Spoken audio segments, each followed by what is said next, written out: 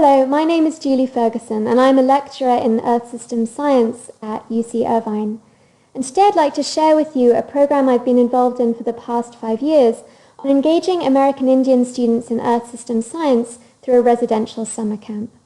And I've been involved in the teaching staff for the summer camp, so I want to make sure that the full credit goes to Professor Kathleen Johnson, also at the Department of Earth Systems Science at UC Irvine, who proposed the summer camp and has been the main person responsible for running it and making it a success over the last 5 years. We've had a huge amount of help in running this program, including the staff from the American Indian Resource Center, the La Jolla Band of Luiseño Indians, especially the staff of their Environmental Protection Office, and then others at the UC Irvine, and of course the funding which was provided by the National Science Foundation.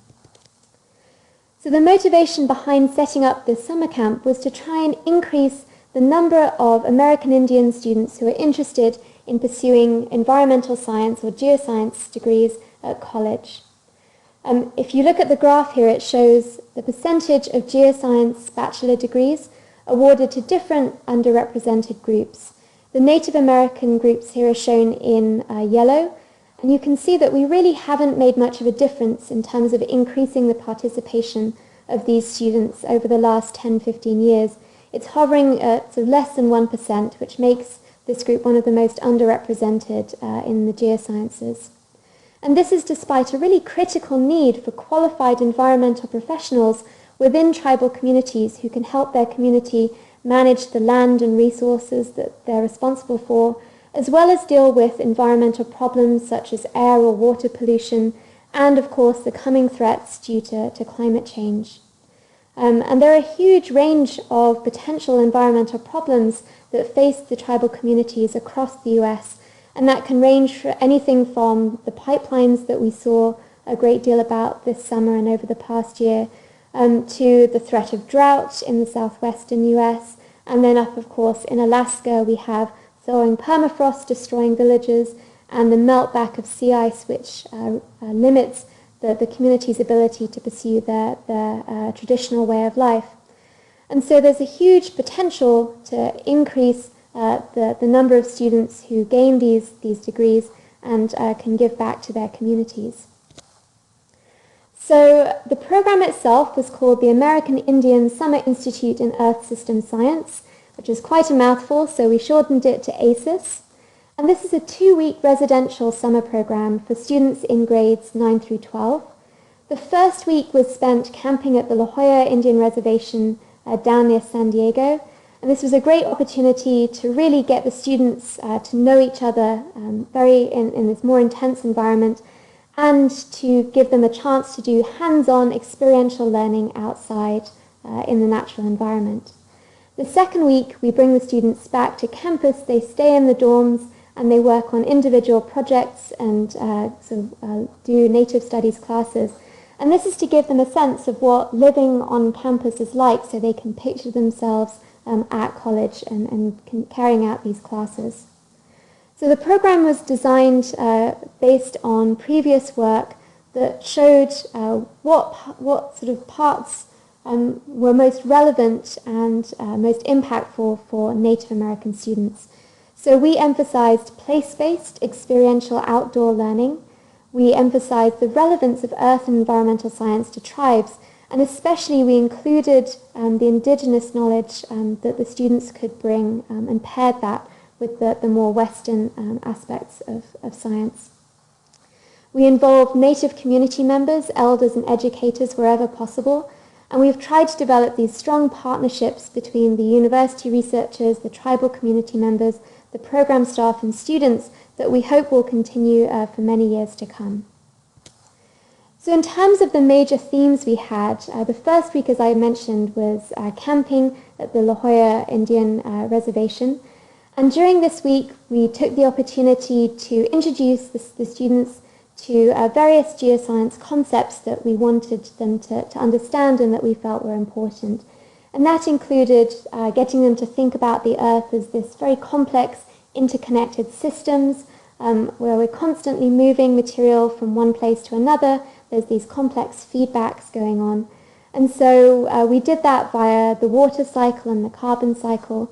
And most students are somewhat familiar with these already, and so we could build on these by, for example, with the water cycle, offering them the chance to measure the amount of water flowing through the river that came through the campground, and doing water testing to look at, say, dissolved oxygen content, nutrient content, to look at the health of the ecosystem there. For things like relevant to the carbon cycle, we looked at perhaps the photosynthesis and respiration happening within the soil and the leaves of the plants and areas surrounding the campground. We also talked about climate change, the science behind it, and the challenges of trying to provide energy that both didn't destroy the environment but also maintained a quality of life. We also talked about air and water pollution, which in a number of cases is very relevant to the students' backgrounds. So in the pictures here you can see on the right-hand side students doing water testing, and getting in the river was always a popular activity given that it was pretty hot in Southern California in July. On the left-hand side you can see we also take the students on a 3-hour research cruise from the Dana Point Ocean Institute, and there they get a chance to experience life on the ocean. For a number of our students it was the first time they'd visited the ocean. And we do various scientific experiments, such as looking again at the water quality. And here you can see 2 students looking at organisms that we'd pulled up from the deep ocean so that they could examine them. We also put a focus on place-based learning, and we did that by immediately immersing the students in these outdoor field projects on the tribal lands, but also by doing field trips to local cultural sites that have unique geology and ecology that feed back into the local cultures. The students also complete a capstone project that's specifically relevant to their tribal community, an environmental science issue that faces them.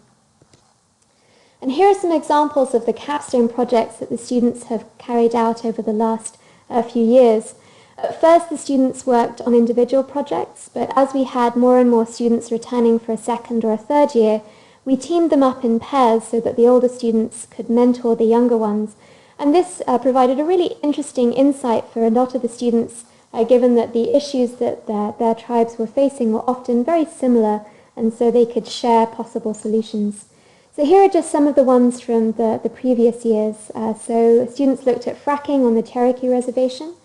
Students are very interested in alternative energy and how that could potentially meet the needs of native communities. And water, both the availability of that water and the quality of that water has always been a big issue, as has waste management for a number of the reservations. We also put a focus on culturally based learning, and that was done through the personal sharing of stories, songs and dances by students, staff and tribal community members, especially when we're on the reservation, during evening talking circles, and also on the students' return to UC Irvine during Native Studies courses. We also shared and discussed the traditional environmental knowledge as we carried out science activities, and especially as the students worked on their individual projects, we encouraged the students to include both the traditional knowledge as well as the scientific work that they were looking at. And lastly, we encouraged family members to participate in our opening ceremonies, our closing ceremonies, and in student research projects whenever possible. The students would often reach out to tribal elders or their families on the reservation to research more when they were doing their capstone projects. So in terms of who's been involved, over the 5 years that the program ran from 2012 to 2016, we've had over 100 students, ranging in age from 13 to 18. About 3/4 of them have been women. Over 15 students now have attended twice or 3 times, and we encourage them to do that to build engagement, to build interest, and provide them with a community that helps them when they leave to pursue college. We've had representation of over 25 different tribes. We've had a lot of students from the Southwest US, from Arizona, New Mexico, and California, but we've also had students as far afield as Alaska and Connecticut and South Dakota. We try and get a balance, so about 50% of the students live on reservations, 50% are from elsewhere. And in all of these cases, the funding for these students is provided, so they don't have to pay for anything. We also try to include native staff whenever possible, both faculty from various institutions around the country, scientists from UC Irvine, support staff, especially the residential advisors were Native Americans, college students from across California and elsewhere, graduate students and undergraduate students as well. We wanted to make sure that we evaluated the program to work out what worked and what didn't, and while we're still processing all of that information, I can give you at least a little bit of a snapshot at some of the things that we think we've observed.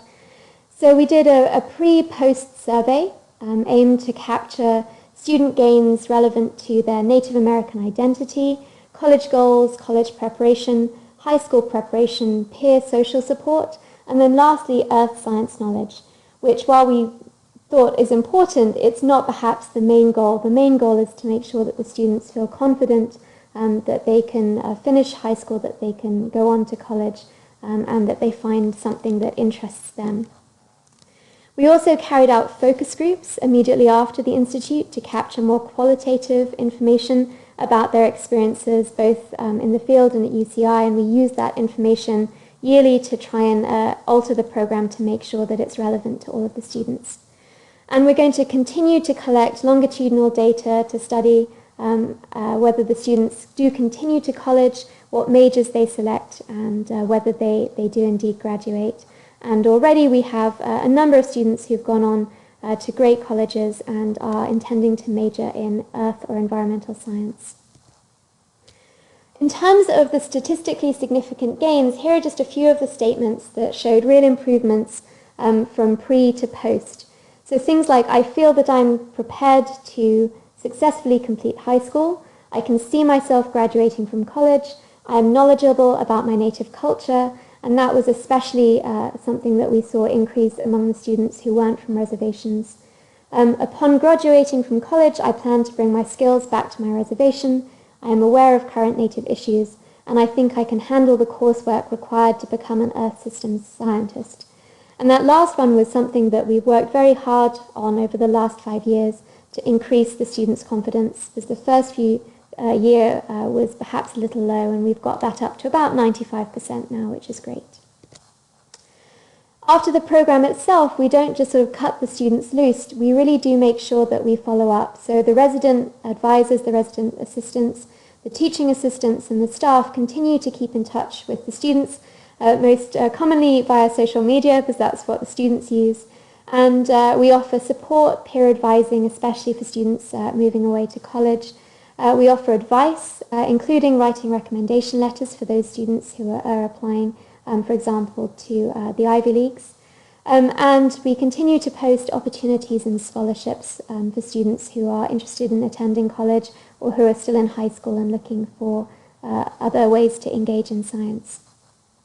But it's not a one-way street. Hopefully the students gain something, but I would suggest that the teaching assistants, the research staff, also gained a huge amount from this program. I know I have personally developed a much better understanding of the environmental issues facing Native Americans across the US and the environmental justice issues related to that. And I do bring that to my classroom, especially the large general education science classes. Carrying out the activities, the hands-on activities, really inspired me to change the way I teach my general education science classes and bring much more hands-on learning. So that's something that has fed back to my undergraduate classes. And specifically, I feel like I've become a lot better informed about the issues that the Native American students have when applying to college. And so as a member of the undergrad admissions committee at UC Irvine, I've been able to help advocate for policies that might help those students sort of be more successful in their applications. So the question is, has it been working? We are a relatively small program, but we would argue that it's been very high impact for the students that have attended, especially some students who come from pretty tough backgrounds. On sort of larger trends, we have some data from the University of California that shows that American Indian enrollment in STEM majors is increasing much more rapidly than the overall increase in STEM majors. If you look at the two graphs on the right-hand side, the overall increase in STEM majors throughout the UC has been increasing by about 21% over the last sort of 5 years. But among American Indians, that's been an increase of 54%. So that's a really hopeful step in terms of increasing enrollment in STEM majors. If we break it down by sort of science, however, we really don't see any trend in geosciences still. Most of the gains are in life or biological sciences and engineering, and so there is a tremendous amount still to be done. And so the question we have is, how do we scale up the type of program that we've been running, which we think is incredibly successful because it is so personal, because we can offer these follow-ups for our students. So in terms of future plans, we would love to be able to continue working. We have various alumni coming back because we have a little bit of funding left over from the 5 years.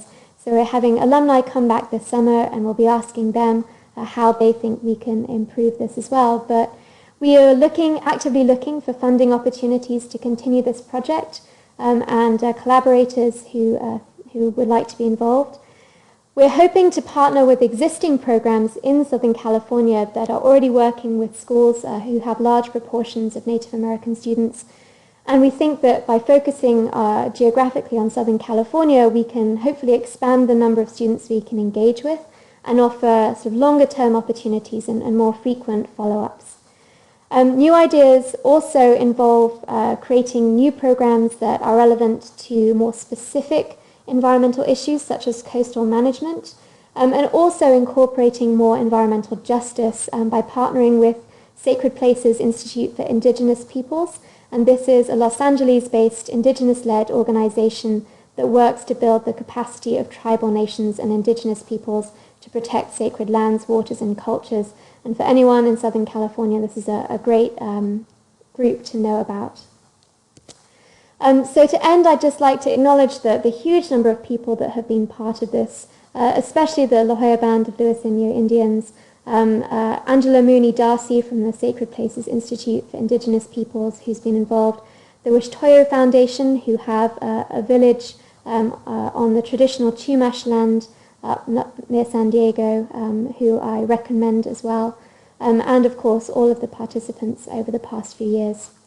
So of course I'd welcome questions, comments and suggestions, and for people who would like to collaborate and be more involved in this. Thank you.